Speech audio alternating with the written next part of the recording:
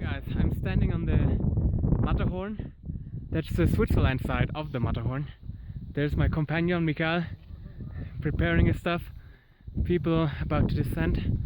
The whole spaghetti tour, Liskam and the Spitze and everything you could ask for is over there. Beautiful lakes down there. And there is the Italian way up and the Italian summit, which we will get, of course, as well. After doing the whole spaghetti tour, might as well go over there as well. Alright guys, just turning the camera with me, a little bit steep. Oh no! Fuck it, I thought I turned the camera off, but I didn't. Okay, guys, see you around. Hey guys, what's up? Nordin here. Today I decided that I talk a little bit about my training for mountaineering, but also my training for 8000ers in more detail. I want to take you guys with me today and explain how I train and how I do it. Yeah, so as you can see, it's already late, the sun went down, it's dark outside, but to be completely honest with you, I don't care. I'm kind of a night runner, which I shouldn't be. I try to train myself or create a habit to train early in the morning or during the sunlight, but yeah, depending on the day, I can manage that or not. And usually at the end of the day, when I run out of time, I decide, yeah, I still have to get the run in. And yeah, this is already like one of the most important parts of my training. If my body allows it, I run every day, and I run about 10 kilometers every day, depending on how fatigued and exhausted my body is or where I am in the training, if I have to do a low pace training right now or fast paced training. But I try to run every day at least 10 kilometers. That's the goal. And yeah, try to hit a distance of about 100 kilometers per week. That's what I'm doing. So yeah, usually I try to squeeze in at the weekend. For example, on Sundays I do a mountain tour. It gives me a little bit more kilometers than usual, or I do a half marathon or a marathon if that's possible and my body allows it. But yeah, other than that, I just run every day 10 kilometers if it's possible. Yeah, so this is just the bottom line, the basic. But yeah, I also want to show you in which order I train what, because running is not the most important thing. It's very important, and it's more or less like the basis of the mountaineering training, or 8000 or high altitude expedition training. But if I were to rank the training and to list the training that is possible, or you should do, or I'm doing as a mountaineer. So training number one and the most important is just going in the mountains. The more time you can spend in the mountains, the more meters of altitude you can hike up and down, the better it is, because that way the exact muscle and movement is trained that you need for going up and going down. You know, running is just so good for your legs, but actually running down a mountain or walking down a mountain has a very specific effect or training on a certain muscle group, and therefore the number one training and the training with the highest priority is to just be as much in the mountains as possible, you know. And I try to at least have one day in the mountains. It's more when I'm in southern Germany, for example, in the Alps, where my training ground is. Then I was able to fit even 2 or 3 days a week in to go into mountains. But right now here in southern Spain, I can only manage to go to the mountains like once a week. Yeah, and this is what I try, but I can't always manage it. So yeah, I repeat, most important training, just go in the mountains and train and go up and down mountains. The higher the better, of course. The more scrambling that is involved, the steeper it is, it's good, but also just normal mountain tours that are not super high and that don't involve scrambling are great training. I think then what I would probably rank as second would already be those long distance runs, or that medium to long distance runs that I'm doing every day or during the week. 10K running, or 20K, or a marathon. It's not super necessary to be able to run a marathon, but it does two things for you. It helps your body with the endurance. Your cardiovascular system gets strong, your breathing technique, your lungs, and the way your body uses the oxygen. That is quite important, but also like your mental strength, because being able to run for 4 hours straight, to run a marathon for example, is also quite a mental challenge, and therefore you also not just train your body but also your mind. And also that's also the reason why priority number one, going in the mountains, is so important. First of all, obviously you gather experience and you go into new situations, new challenges, and you have to learn and adapt to them. But also spending 8 to 10 hours in the mountains, having a long day in the mountains, also requires a lot of mental strength to sometimes pull through and finish the day and maintain your sanity. So what would training number 3 probably be? I think everything that is around climbing, like rock climbing, bouldering, ice climbing. I think that would probably number 3 on the list of the most important trainings and the priority, how I would prioritize it. Because after all, you need your upper body to be strong. You need certain techniques in order to be able in the mountains. And even if you, for some reason, get into very hard terrain, you have to scramble, you have to climb a wall, whatever you're doing, it's good to know the basics or even have advanced skills of mountaineering and climbing. And therefore priority number 3 is climbing, bouldering, and upper body training, and maybe even ice climbing if you can. So that would be number 3. Number 4, what would be number 4? I mean, of course, a lot of snow training, like ski mountaineering, skiing, and so on. But this is also a little bit separate. But I think, going out with the skis, being in the snow, ski mountaineering is quite high up there as well, if you can. But a lot of you cannot do that because they don't live close to a mountain or have a mountain range where there's good snow and ski mountaineering is possible. So I think the next one would be swimming. Swimming is still great, and you're wondering, what does swimming have to do with mountaineering? Well, swimming trains the whole body, your legs, your core, your thighs, your upper body, and also is good for your cardiovascular system. So number 4, number 5 would probably be swimming on the list. Number 6, what would number 6 be? Or was I at 4? Was I at 5? Holy shit, I cannot even count. The next one basically probably would be, I'm thinking cycling or muscle training. I think I would go with cycling. Cycling also has the same effect for your cardiovascular system, the muscles you train. It's super good for your legs and also for your mental strength. So cycling would be the next on the list. And another one is strength training. That would probably it's still very, very, very important, but probably on the priority list it would be the last.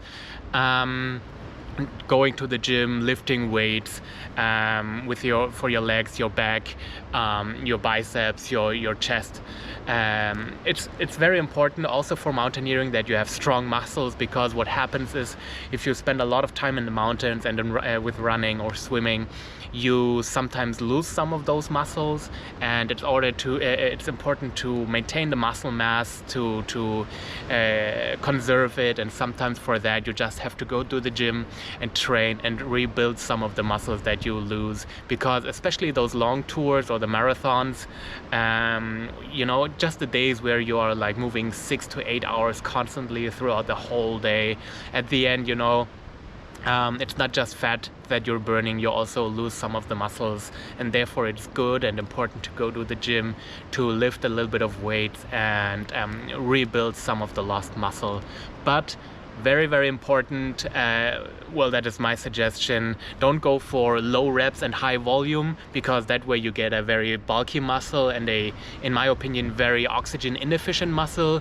No, if you go to the gym as a mountaineer with the goal of mountaineering, then your training should look more like a lot of reps, low weight, and just yeah, doing your exercise until your muscle gets tired, but really a lot of reps with low weight. That would probably the ranking of training that I would list as important as a mountaineer if you be fit and strong for the mountains and in order to climb at high altitude. All right, today I'm gonna take you guys with me on the training that I do every day. We will go running. Oh man, I'm getting old. Yeah, running, what does that mean? I will run 10 kilometers today. As some of you may know, I recently had an ankle injury, so I was a little bit slow. My ankle was not fit. I had to be very careful, and my muscles, you know, I was shocked. My training level and my fitness decreased or declined so fast, and I was shocked how weak and how slow I was the last few days. But now I managed to get back to the 50 minutes per 10 kilometers, which is okay, but I'm not happy with that at all. 50k for 10 kilometers is a decent pace. It's nothing, it's not very fast, it's also not slow, but I'm very, very, very far away from my fitness, my ideal fitness level. Usually I'm able to run the 10k below 45, below 44. I was even training to go sub 42, and my long-term goal was to run the 10k sub 40, but I am not sure if I will be able to hit the sub 40 before the high altitude season in Nepal starts, but I'll give it a try. But it's just for me and my ego, I guess, basically, to figure out what I can do at being 36 years old. So yeah, this is what we're gonna do. It is 7:30 p.m. so to be completely honest with you, that is quite early for me. I sometimes run at 10 p.m. in the night. I was running at midnight. I was running at 2 a.m. in the morning or at night. It's all possible. That's very, very, very typical for me. I'm kind of a late night person, I would say. I'm not like the early bird. I can be, of course, as a mountaineer. If I have to go up early, you know, get up at 3 to start the trip to the summit, I'll do that. You know, I have no problem with that at all, and I won't be grumpy. But if I have the option to sleep longer and wake up late and do all my training and all my I don't know, organizational stuff late at the day, that's more like me. I don't know why that is. Maybe it has to do with my genetic combination, but yeah, that's me. All right, guys, so I'll stop talking and start my 10k run for now.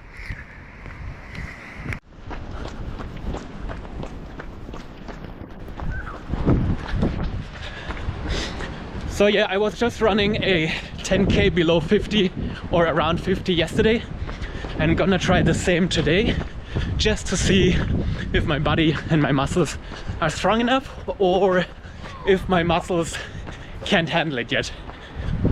Please keep in mind, I'm coming back from an injury. I had like an injury with my ankle, so therefore I'm not 100% fit, and I need to increase the pace and the training intensity slowly. All right, let's see how it goes.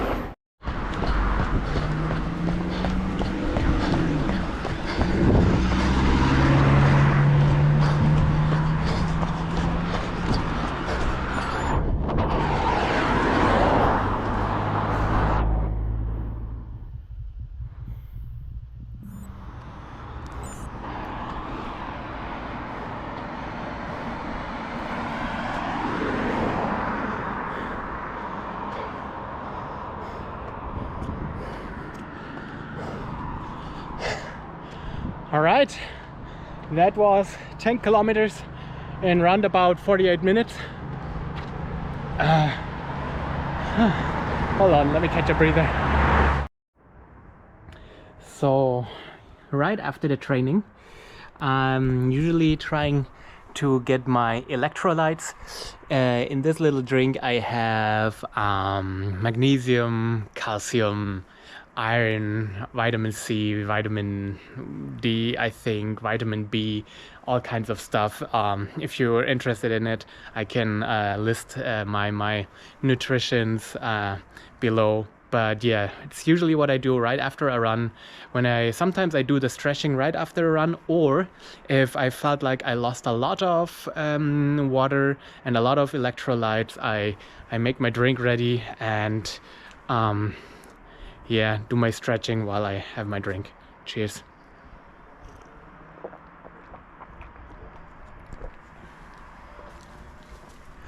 So yeah, and what I usually do then is, as you guys maybe already know, I'll do my stretching. Yeah. Again, this inner side, not as important when running, but still, it's a habit back then from when I played football. So I do that all the time, and it just feels good to have that one stretched as well. So talking about today's run, I think I'm happy with how it went. Firstly, and most important, is the fact that my ankle is holding on tight. I was running around about a 48 minute per 10 kilometers. That was roughly 4 minutes 50 roundabout pace per kilometer, and my ankle was feeling quite good until the end of the run. And this is probably the most important thing, the most important information or piece of data to gain from that. And I'm quite happy that my ankle, I think, is now it's not completely healed yet, but it's really I think in Germany we say over the hill, überm Berg. Yeah, I think I'm now in the active recovery part, where every little bit of training, exercise, and more pressure and intense training is actually beneficial for the ankle, and that is quite good. So this opens the way now to intensify the training, to keep up the pace, to increase the intensity. The last 2 weeks I had to be very, very careful. I had to start slowly, but now it seems like the ankle is strong enough, and now we can go crazy mode. Yeah, so this is the most important thing to take away from today's run. Let me take out the phone real quick. So what else? So usually I try to observe myself during the run, how it was and how I felt and what the weak points are. So I would say the muscles are getting stronger, getting better. Considering that I'm heavier right now than usual, I'm still at about 80 kilos, 81 kilos, which is quite a lot for me. And I can feel that my legs are still not strong enough. My muscle mass, my muscles are just not up to my game, and I can definitely feel that I have to increase the strength of my muscles because they cannot keep up with the current pace at the moment. And yeah, the strength of my legs is really one factor that is probably mostly holding me down from being stronger, running faster, and being more fit. Yeah. So to be completely honest with you, I'm surprised how much muscle mass you lose actually when you don't train for 5 to 6 weeks, when you're injured. And yeah, that probably was a mistake. I didn't train at all, and therefore, I was not preserving any kind of muscles. And yeah, maybe I should have done more upper body, upper chest exercising, more training to somehow maintain my muscles. But yeah, I didn't do that, and that was a big mistake. So I'll definitely do that different the next time I'm injured. I try to find some way to train, to exercise, even though I cannot use my legs or my ankle is injured. But I'm really extremely surprised and yeah, shocked how much I lost fitness during the last 6 weeks because of the injury. Yeah, this cannot happen again, because getting back is quite hard work, and it's yeah, depressing if you have to spend, I don't know, almost 3 or 4 weeks to just get back to your old fitness, your old form. Yeah, this cannot happen again to me. Yeah, what else? Talking about my cardiovascular system, about my lungs, I think they are okay.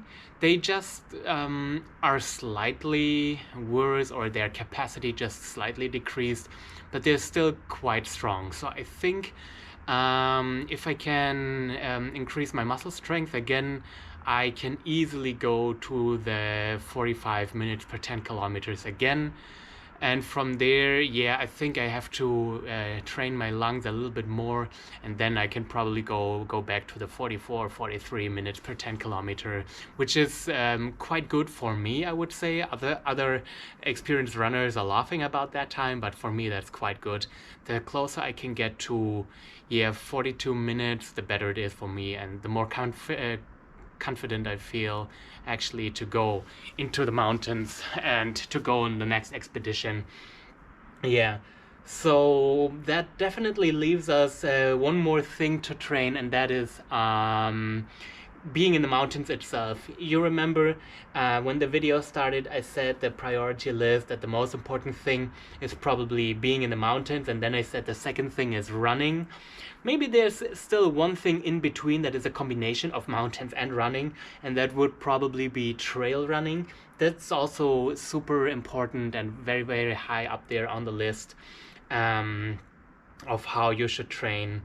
And yeah, this is definitely something, you know, I explained it earlier. There are certain muscle groups that are only, or that are mainly trained when you are in the mountains, when you go up the altitude and go down, ascend and descend. And yeah, therefore I have to do more of that. This is definitely still a weak point I have right now.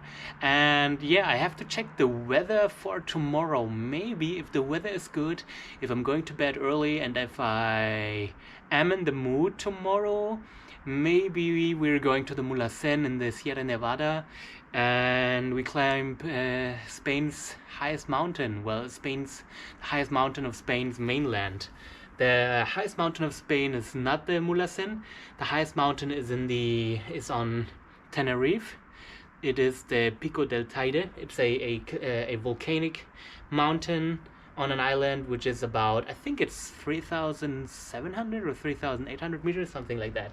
So yeah, this could be, the Mulhacén could be something I can do tomorrow, but it depends. I have to, tomorrow morning when I wake up, I have to feel my legs, how they are, how they deal with today's training, and if they're strong enough, I could actually go to the Sierra Nevada. Yeah, all right, good. All right, I think that's it for today's training. Yeah, you will see me again tomorrow, either with a video in the evening when I was on the Mulhacén, or I'll just be running or do something else. All right, guys, thank you so much for tuning in, and yeah, bye bye. Oh yeah, I almost forgot one of the most important things, but yeah, I never mentioned them. But as you know, it's just part of the training. I have to do it after every run. It's my little exercises, you know, push-ups, pull-ups, sit-ups, planks, stuff like that. Yeah, we have to squeeze those in real quick after the running, so let's do that real quick.